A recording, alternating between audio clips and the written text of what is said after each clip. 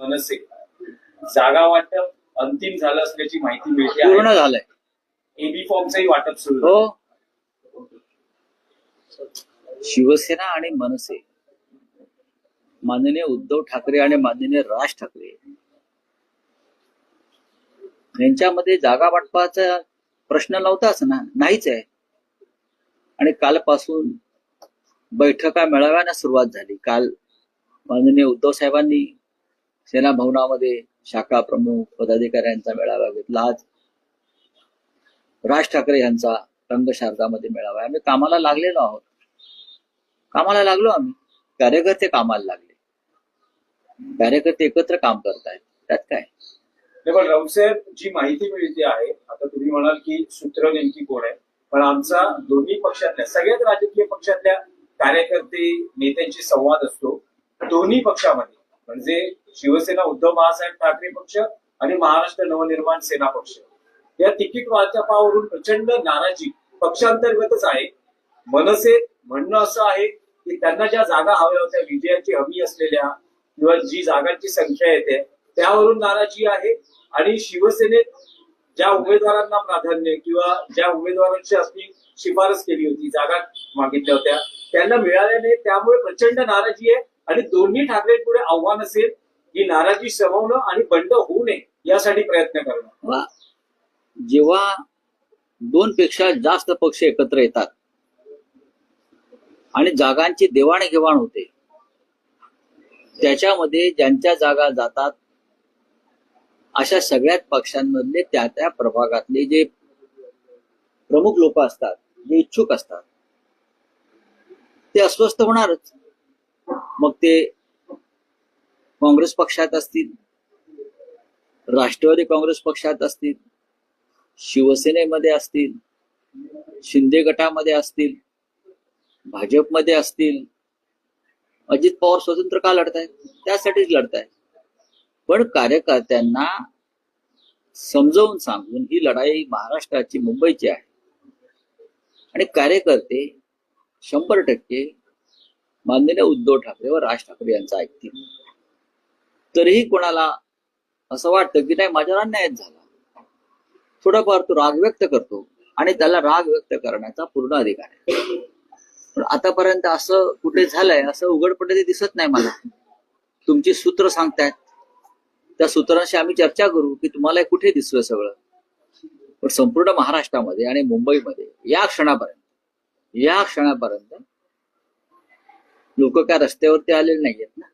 जसं शिंदे गटात चाललेलं आहे, ठाण्यात, मुंबईत राजीनामा सत्र सुरू आहे, तसं अजूनपर्यंत आमच्याकडे कुठे दिसत नाही. आम्ही कार्यकर्त्यांना विश्वासात घेऊन प्रत्येक गोष्ट सांगण्याचा प्रयत्न करतो. उमेदवारी अर्ज दाखल करण्यासाठी अजूनही 48 तास आहे ना, उद्याचा दिवस आहे. तर अशा वेळेस जे नाराज आहेत, बंड होऊ शकतं असं म्हटलं जात आहे, अशांची बंडाची नाराजी कशी दूर करणार? हे काय 1857चं बंड आहे का? नाही, बंड कशाला म्हणतात? हे 1857चं बंड आहे का? देशासाठी, क्रांतीसाठी नाही ना. हा प्रत्येकाच्या व्यक्तिगत निर्णय असतो. ज्या पक्षानं आपल्याला 40 वर्ष बरंच काही दिलंय, एखाद्या वेळेस तो पक्ष एखाद्या क्षणी नाही देऊ शकत. अशा वेळेला कुणाला मी बंड करतो असं वाटत असेल त्याला बंड म्हणत नाही.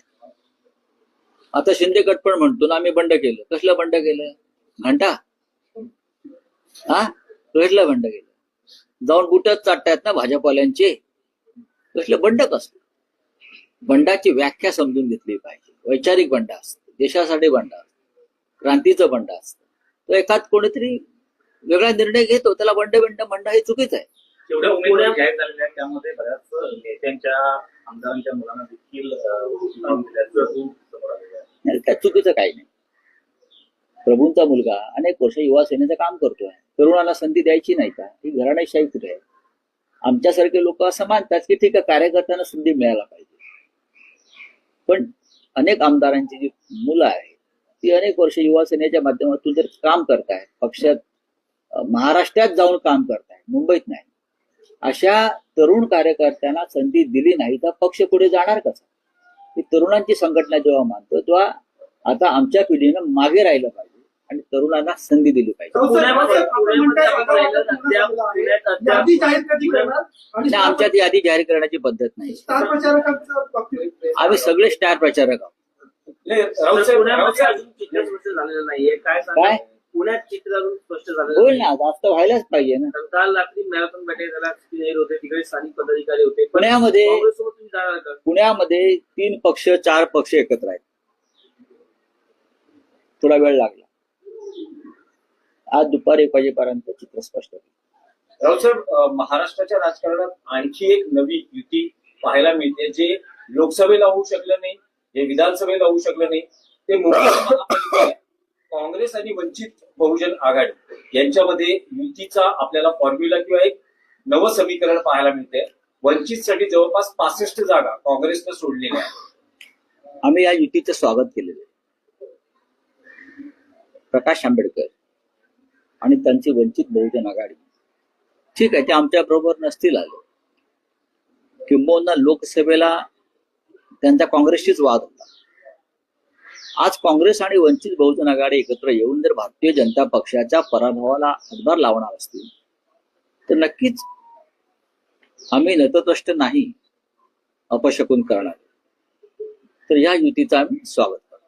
तर मग अशा वेळेस एनसीपी, शिवसेना, उद्धव बाळासाहेब ठाकरे आणि मनसे बरोबर आहे असं म्हटलं जातं आहे. तर अधिकृतरित्या तुम्ही आज काही घोषित कराल का की होईल. एनसीपी तुमच्या बरोबर आहे? घोषित कशा करायला पाहिजे? आम्ही त्यांच्यासाठी जागा सोडलेल्या आहेत. घोषित करण्याचा आग्रह का?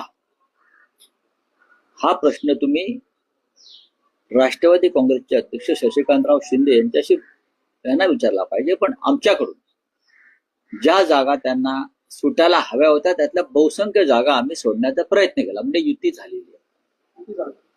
बरं, आणि त्यांना पाहिजे असलेल्या काही जागा मनसेच्या कोट्यात गेल्या. आम्ही त्यांना सांगितलं की त्यासाठी तुम्ही मनसे प्रमुख राज ठाकरे यांच्याशी चर्चा करा. पण आमच्याकडनं हा विषय आम्ही संपवला. आपल्यावर देखील सावध भूमिका घेतली जाते. ज्या ठिकाणी वाद आहे, त्यातून मनसे ठिकाण शिवडे असेल, वरळी असेल किंवा माहीम असेल, त्या ठिकाणी युनिफॉर्मचं वाटप अजून होईल ना. काल रात्री पहाटे 3 वाजेपर्यंत एबी फॉर्मचं वाटप सुरू होतं. एखाद्या पक्षाचे प्रमुख पहाटेपर्यंत कधी जागतात का? आमचे पक्ष प्रमुख पहाटे 3-3:30 वाजेपर्यंत कार्यकर्त्यांशी संवाद साधत होते त्या भागातल्या, आणि उरलेले आता दुपारी 12 वाजेपर्यंत पूर्ण होतील. आज द्यावेच लागतील. राऊत साहेब, एक मराठी प्रश्न आहे. गौतम अदानी असं म्हणत आहेत की शरद पवार हे त्यांचे मार्गदर्शक आहेत. मग त्याच काय झालं? सुप्रिया सुळे असं म्हणतात की गौतम अदानी हे त्यांना भावा समान आहे. तर काय म्हणजे यात हा प्रश्न नव्याने विचारताय का आपण? नव्याने नया क्या है?